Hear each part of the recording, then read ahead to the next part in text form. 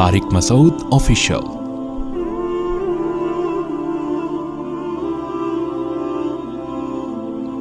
آپ کا ویژن بڑا ہونا چاہیے۔ بہت مشکل ہے بھائی۔ آپ کا ویژن کیا ہونا چاہیے؟ میں نے دنیا میں بڑے تجربے کیے ہیں، سفر کیے نا، سفر سے انسان کا تجربہ بڑھتا ہے۔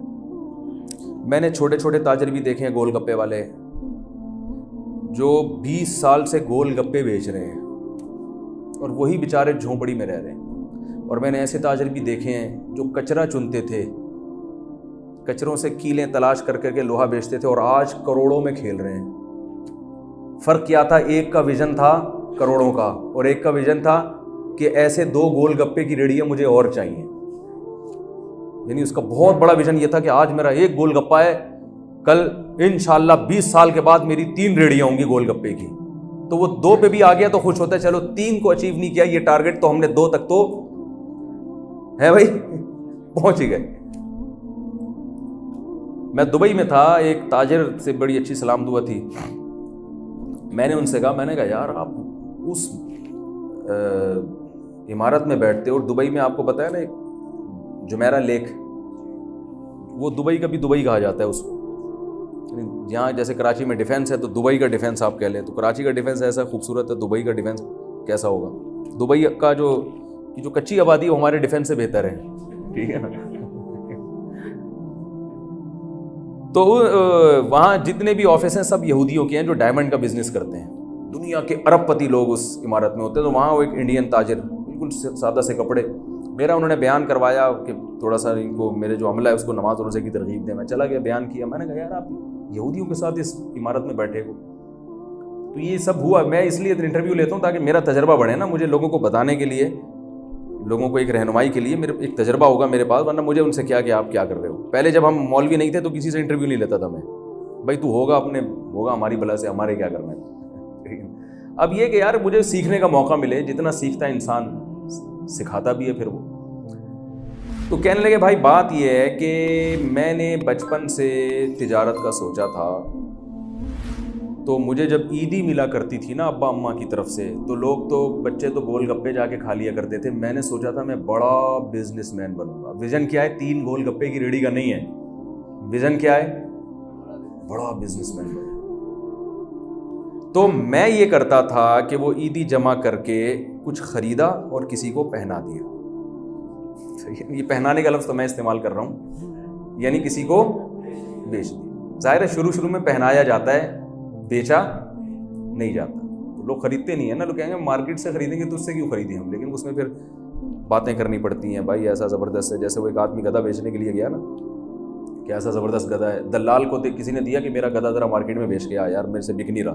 بیچنے کا ایک الگ فن ہے نا، تو اس نے کہا ایسا گدھا ہے جس پہ علامہ اقبال بیٹھے تھے، قائد اعظم بیٹھے تھے، اور یہ گدھا وہ گدھا، ایسے زمین آسمان کے قلابے ملائے کہ جو بیچنے والا تھا اس نے کہا بھائی میں نہیں بیچ رہا اس کو یار، وہ خود اتنا متاثر ہو گیا نا اس سے، وہ خود اتنا متاثر ہو گیا، اس نے کہا میں نہیں بیچتا یہ گدھا۔ تو شروع میں انہوں نے کیا کیا، وہ عیدی جمع کر کے نا کچھ یہاں سے خریدا، فلاں کو پہنا دیا، کچھ بھی ہاتھ میں آ گیا مارکیٹ میں، کپڑا خریدا تو کپڑا پہن، جو بھی دیکھا کہ یار، نتیجہ یہ نکلا کہ آہستہ آہستہ آہستہ آہستہ آہستہ اللہ نے تجارت میں تو اللہ نے بڑی برکت رکھی ہے، پروفٹ ہونا شروع ہوا۔ میرے تجارت، اسی یونیورسٹی میں میرا تجارت کی فضیلت پر ایک بیان ہوا ہے، اگر ریکارڈ ہوا ہوگا تو آپ لوگ ضرور سنیے گا اس کو۔ اسلام میں ملازمت کو اتنی اہمیت نہیں دی گئی ہے، بزنس کو اہمیت دی گئی ہے۔ تو خیر جی، نتیجہ کہتے ہیں یہ نکلا کہ ہم جناب وہ پھر وہ کیا ہوا کہ 2-3 لاکھ روپے اکٹھے ہو گئے میرے پاس۔ تو ایک ہندو تھا، اس نے کہیں ان کے ساتھ دھوکہ کیا، وہ 2-3 لاکھ روپے لے کے بھاگ گیا۔ تو وہ جہاں سے چلے تھے وہیں 0 پہ دوبارہ آ کے کھڑے ہو گئے، لیکن ویژن بہرحال، اب پیسے نہیں ہے مگر تجربہ تو آ گیا نا۔ تو کہہ رہے ہیں وہ ہندو کی ہم نے ٹھگائی لگا دی، پکڑائی میں آیا تو اس نے FIR کٹوا کے ہمیں اندر کر دیا۔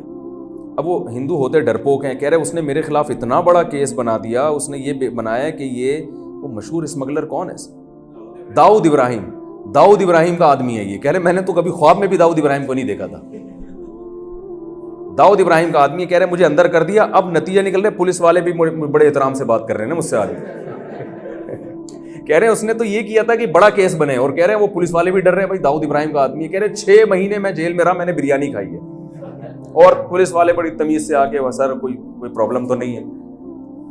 اور پھر داؤد ابراہیم کے لوگوں نے رابطہ بھی شروع کر دیا کہ بھائی نکلنا ہے، آ جاؤ ہمارے ساتھ. کہہ رہے میں نے منع کیا، میں نے کہا نہیں بھائی ابھی جھوٹی موٹی کا ہی داؤد ابراہیم کا آدمی رہنا ہے، تو سچی مچی کا میں افورڈ نہیں کر سکتا.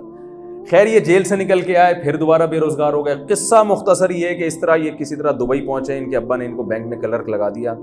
ابا بھی بیچارے غریب آدمی تھے، تو وہاں بینک میں کہہ رہے ہیں جب میں بیٹھا تو ویژن وہی تھا نا بڑا. تو کہہ رہے میں دبئی اس چکر میں آیا تھا کہ بزنس تلاش کروں گا، بہانہ تھا بینک کا کہ چلو جی بینک میں جاب مل گئی ہے. تو وہ نہیں ہوتا وہ چائے لانے والے کو کیا بولتے ہیں، پیون، ہاں، کہ بھائی وہ چیک ذرا کیش کرا دو یا تو چائے لے آؤ. تو کہہ رہے ہیں میں کام ہی نہیں کرتا تھا نا، میں چیک کیش کرنے گیا، مارکیٹ میں جا کے بیٹھ گیا، تجارت دیکھتا تھا میں، یار یہ کر کیا رہے ہیں یہاں لوگ، کیا چیز خرید رہے ہیں، کیا بک رہی ہے، دکان والے سے رابطے. اور بالآخر وہ بینک میں میری کمپلین میرے خلاف ہونا، یہ کام نہیں کرتا. کہہ رہے میں تو آیا ہی نہیں تھا اس چکر میں تو آیا تھا یار کسی بہانے دبئی نکلو دیکھو کہ ہوتا کیا ہے. بالآخر جی کہتے ہیں ہم نے جو ہے نا وہ بڑی مصیبت میں آ گئے، وہ سارے پیسے ختم ہو گئے اور واپس انڈیا واپس چلے گئے. تو کہہ رہے ہیں پھر میں دوبارہ واپس آیا دبئی، تو ایک عرب نے مجھے کہا کہ یار کوئی عرب کہیں بات کر رہا تھا کہ خوشبو چاہیے اوریجنل عود. تو انڈیا میں اوریجنل عود کے درخت بہت ہیں. کہہ رہا میں گیا ایک عود کی ایک بوتل اس پہ کریڈٹ پہ خرید کے لے آیا. میں وہ لاکھوں روپے کی عود کی اتنی سی بوتل، میں نے ملیشیا میں عود کے اصل تاجر دیکھیں، سچی مچی کی عود آپ لوگوں نے دیکھی بھی نہیں ہوگی. یہ جو بوتلوں پہ لکھا ہوتا ہے نا 100% خالص، یہ نہیں ہوتی 100%. یہ اس میں ایک قطرہ عود کا ہوتا ہے، باقی سارا 99% کچھ اور ڈالا ہوا ہوتا ہے. عود پرچی پہ لکھے، وہ پرچی ڈالی ہوئی ہوتی ہے انہوں نے، اس کا تھوڑا ذائقہ آ جاتا ہے. یعنی 40 لاکھ روپے کی اتنی سی بوتلیں عود کی. تو خیر یہ کہیں ادھار پہ عود لے کر آئے اور ایک عرب کو انہوں نے دے دی اور اس سے ان کو ٹھیک ٹھاک پروفٹ ہوا.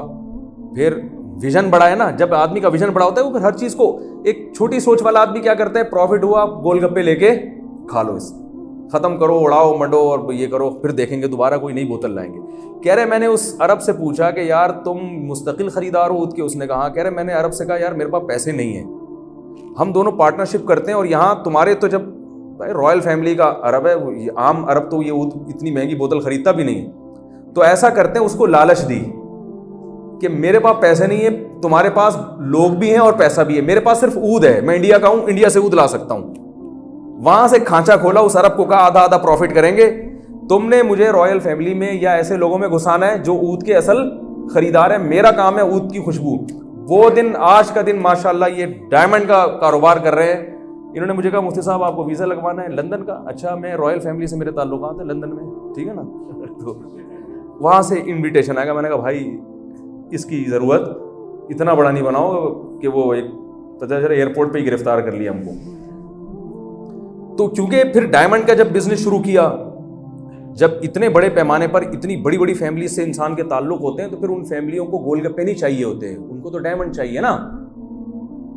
تو پھر بزنس اسی لیول کا شروع ہو گیا، پھر تعلقات بہت بڑھ گئے.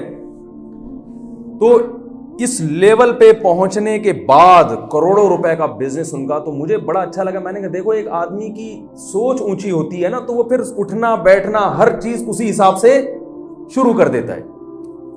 بھائی غلط تو نہیں کہہ رہا میں، ایسے میرے پاس اور بہت سارے واقعات ہیں کہ زیرو سے چلے تھے اور اللہ نے کہاں پہنچا دیا. انڈس ہاسپٹل کی مثال آپ نے سنی ہوگی سلیمان احمد صاحب سے. ایک ادارہ بنانے کا ان کا پروگرام تھا، لیکن ویژن بڑا بنایا انہوں نے، تو اللہ نے آج ایسا ادارہ بنا دیا کہ کہا جاتا ہے کہ امریکہ میں بھی ایسا ٹرسٹ وہ لوگ بھی ابھی تک ایسا نہیں بنا سکے، اتنا معیاری ہاسپٹل وہ لوگ بھی نہیں بنا سکے اب تک.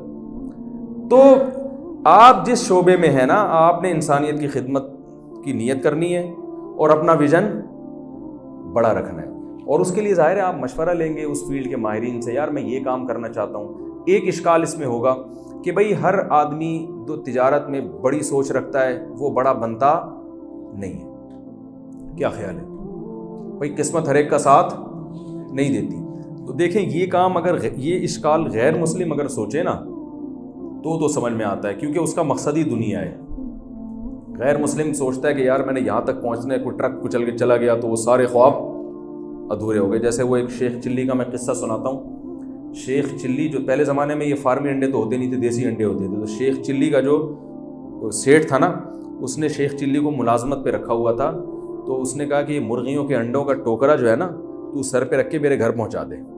تو شیخ چلی نے وہ ٹوکرا سر پہ رکھا، اور اب جب گھر کی طرف جا رہا ہے تو ویژن چونکہ بہت بڑا تھا شیخ چلی کا نا، اس کو شیخ چلی اسی وجہ سے کہتے ہیں، تو اس نے سوچنا شروع کر دیا کہ یار میں یہ انڈوں کا ٹوکرا لے جا کے سیٹھ کے گھر میں